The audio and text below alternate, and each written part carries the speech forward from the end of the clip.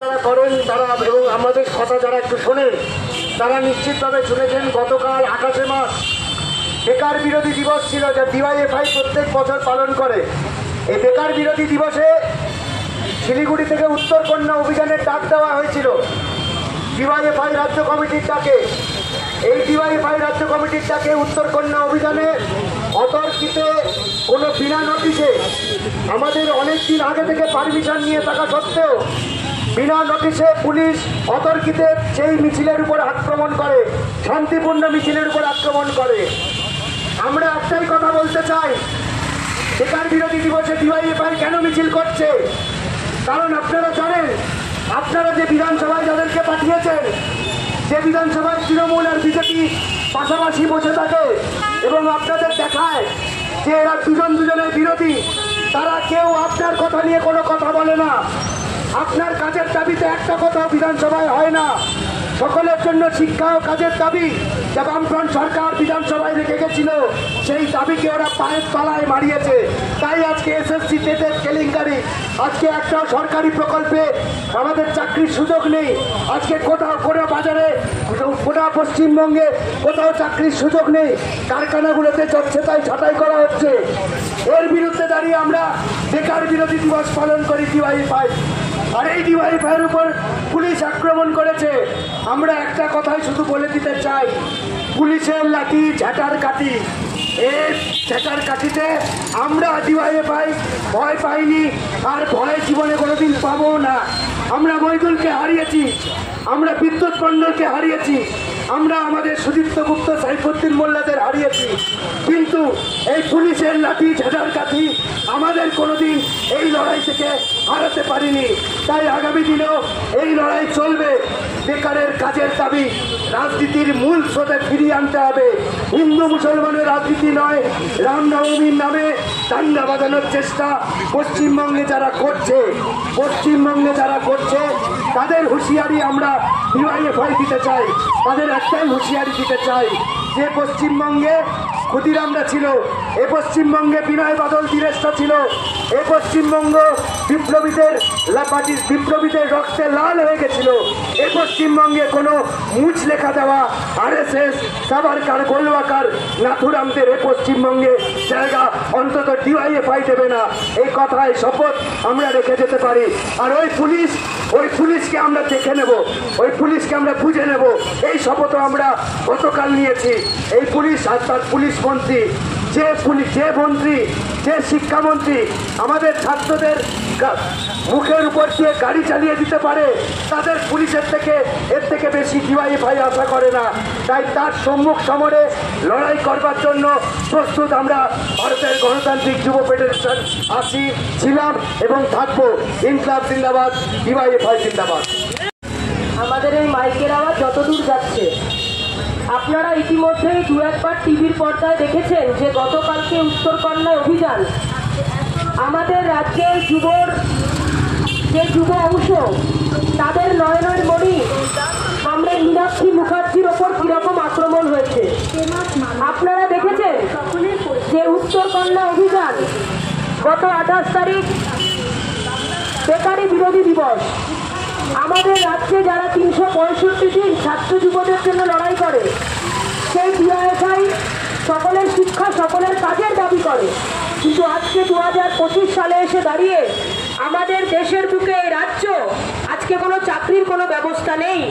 আমাদের রাজ্যের বুকে প্রত্যেক দিন আমরা যখন এগিয়ে চলেছি, আমরা দেখছি আমাদের সোনায় মোড়া রাজ্য, যখন আমরা কৃষিতে আমরা প্রথম স্থান অধিকার করতাম, আমরা কখনো ধান উৎপাদনে, কখনো চাল উৎপাদনে, কখনো পাট উৎপাদনে আমরা প্রথম স্থান অধিকার করেছি। আমাদের পশ্চিমবাংলা এক সময় ছিল, শিক্ষায় আমরা এগিয়েছিলাম। যখন সেক্টর 5 পর্যন্ত যখন বামফ্রন্ট সরকারের হাত ধরে একের পর এক এলাকা যখন বাইরের সমস্ত চাকরিতে যখন ভরে যাচ্ছে, আমাদের রাজ্যে যখন প্রত্যেক বছর এসএসসি টেট টিএসসির পরীক্ষা হচ্ছে, সেই সময় থেকেই আমাদের রাজ্যের বুকে আমরা দেখতে পেয়েছি গত 11 সালের পর থেকে এই রাজ্যে কোনো চাকরির ব্যবস্থা নেই। নতুন করে একটা শব্দ আমাদের বিধানের মধ্যে চলে এসছে, পরিযায়ী শ্রমিক। আপনি আপনার সন্তানকে লেখাপড়া করাবেন, এখন সমস্ত স্কুলের অ্যাডমিশন চলছে। এই আমরা যেখানে মহামায়াতলায় দাঁড়িয়ে আছি, একটুখানি এগোলে এখানে বিডি মেমোরিয়াল স্কুল, আশেপাশে বিভিন্ন প্রাইভেট স্কুলে ভরে গেছে। কত টাকা তাদের খরচ। আপনার স্ত্রীর দুজনেও যদি আপনারা রোজগার করেন, দুজনের 1 মাসের স্যালারি দিয়েও আপনার ছেলে মেয়ের লেখাপড়ার খরচ আপনি টানতে পারছেন না, কারণ আপনার কাছে সরকারি কোনো স্কুলের ব্যবস্থা নেই। কারণ এ রাজ্যে মমতা বন্দ্যোপাধ্যায় সরকারে 8,500 স্কুল আজকে বন্ধ হয়ে গেছে, সরকারি স্কুল। এমন একটা পরিস্থিতির মধ্যে দাঁড়িয়ে একদিকে উত্তরবঙ্গে একের পর এক চা বাগান যখন বিক্রি হয়ে যাচ্ছে, যখন ন্যূনতম মায়না পর্যন্ত তারা পান না, যখন দিনের পর দিন আমাদের বেকার বৃদ্ধি পাচ্ছে, সেই অবস্থায় দাঁড়িয়ে উত্তরকন্যা অভিযান আপনারা দেখলেন। আগে থেকে পারমিশন নেওয়া, পুলিশকে চিঠি দেওয়া, সেই উত্তরকন্যা অভিযানে পুলিশ কিভাবে বর্বরিচিত আক্রমণ করেছে, সামনে টিয়ার গ্যাস, জল কামান, শুধুমাত্র তার মধ্যে তারা থেমে থেকেছে তা নয়, বাচ্চা সুলভ আচরণ। আশেপাশের বাড়ির ছাদের ওপর থেকে কখনো ঢিল ছুটছে, কখনো টিয়ার গ্যাস ছুটছে, কখনো জল কামান দিয়ে কমরেডদেরকে উড়িয়ে দেওয়ার চেষ্টা করছে। একজন মহিলা কমরেড মীনাক্ষী মুখার্জি, তার সাথে 3-4 জন মহিলা আমাদের যুবতী কমরেড, তাদেরকে হাজার হাজার পুলিশ তারা তুলে নিয়ে যাওয়ার চেষ্টা করছে। কিন্তু আমরা দেখলাম এই অসম লড়াই, একদিকে তৃণমূলের এই দাঙ্গাবাজ, তৃণমূলের এই কাটমানি খাওয়া পুলিশ, অপরদিকে আমাদের যুব নেতৃত্ব যারা সারা রাজ্যের বুকে লড়াই আন্দোলন করে যাচ্ছে। এতগুলো পুলিশও কিন্তু মীনাক্ষীকে টেনে তুলে হিচড়ে নিয়ে যেতে পারত না, যদি না সে সদিচ্ছায় পুলিশের কাছে আত্মসমর্পণ করত। তাই আপনাদের কাছে বলবো, আজকে যে পরিস্থিতির মধ্যে আমরা আছি, কি খাবো, কি পড়বো, কি লেখাপড়া করবো, তা সবটাই কোনো একটা স্কুল থেকে ঠিক করে দেওয়ার প্রচেষ্টা করছে আমাদের রাজ্যের সরকার, আমাদের দেশের সরকার। এমন পরিস্থিতির মধ্যে দাঁড়িয়ে প্রত্যেক দিন যখন দ্রব্যমূল্য বৃদ্ধি পাচ্ছে, যখন বাড়ির আপনার সন্তানের চাকরি নেই, আপনার যখন ওষুধ কিনে দেওয়ার মতন ক্ষমতা আপনার পরের প্রজন্ম আপনার সন্তানের নেই, তখন প্রত্যেক দিন ডিওএফআই আপনার পরিবার, আপনার সন্তানের জন্য এই লড়াই প্রত্যেক দিন তারা করে চলেছে। আমি আপনাদের কাছে বলবো, শুধুমাত্র উত্তরকন্যা অভিযান তা নয়, আগামী 20শে এপ্রিল ব্রিগেডের ডাক দেওয়া হয়েছে। এই ব্রিগেডের ডাক কোনো সিপিআইএম পার্টি ডাকেনি, এই ব্রিগেডের ডাক দেওয়া হয়েছে কৃষক, ক্ষেতমজুর, শ্রমিক শ্রেণী, যারা প্রত্যেক দিন আপনার মুখে দুবেলা দুমুঠো অন্ন তুলে দেওয়ার জন্য আমাদের যে অন্নদাতারা প্রত্যেক দিন তারা তাদের লড়াই চালিয়ে যাচ্ছে গ্রামে গঞ্জে, তারা তাদের ফসলের ন্যায্য মূল্য পাচ্ছে না। আজকে শ্রমিক শ্রেণী যিনি অটো চালান, যিনি কোনো বেসরকারি জায়গায় চাকরি করেন, সরকারি জায়গায় চাকরি করেন, তাদের জীবনের কোনো সুনিশ্চয়তা নেই। আজকে এই কারণেই আমরা ডাক দিয়েছে ছাত্র যুব, তারা এখানে বলেছে যে হ্যাঁ, আমরাও উপস্থিত হব এই ব্রিগেডে। আমরাও চাই এই শ্রমিক কৃষকদের পাশাপাশি ছাত্র যুবদের প্রত্যেক দিনের লড়াই আন্দোলনেও আমরা তাদের সাথে গিয়ে সামিল হব। আপনাদের কাছে আমাদের আবেদন, হয়তো আপনি এখন মনে করছেন যে আজকে আমি যেমন আছি তেমন ভালো আছি, কালকে আমি কেমন থাকবো সেটা ভেবে লাভ নেই। এই ভাবতে ভাবতে আমাদের জীবনের 15টা বছর রাজ্যের মুখ্যমন্ত্রী নষ্ট করে দিয়েছে। আজকে যাদের এসএসসিতে পিএসসিতে চাকরি পাওয়ার কথা ছিল, সারা রাত, গতকাল শনিবার ছিল, সুইগি জোম্যাটো রাত্রেবেলা বেরোলেই আপনি দেখতে পাবেন সুইগি জোম্যাটোর ছেলেরা সারা রাত ধরে ডেলিভারি দিয়ে গেছে।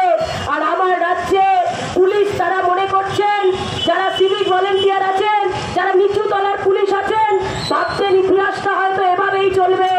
আমরা আপনাদেরকে বোঝাতে চাই যে পুলিশ যেভাবে প্রত্যেক দিন সাধারণ মানুষের ওপর আক্রমণ করছে, যেভাবে তোলা তুলছে, বাইকের থেকে হতে পারে, অটোর থেকে হতে পারে, লরির থেকে হতে পারে, যেভাবে আজকে তোলাবাজির একটা পরিবেশ তৈরি করেছে রাজ্যের বুকে, এই দিন বেশি দিন চলবে না। তাই আপনাদের কাছে আমাদের আবেদন, আগামী 20 তারিখের ব্রিগেড সমাবেশে আপনারা আমাদের সাথে আসুন।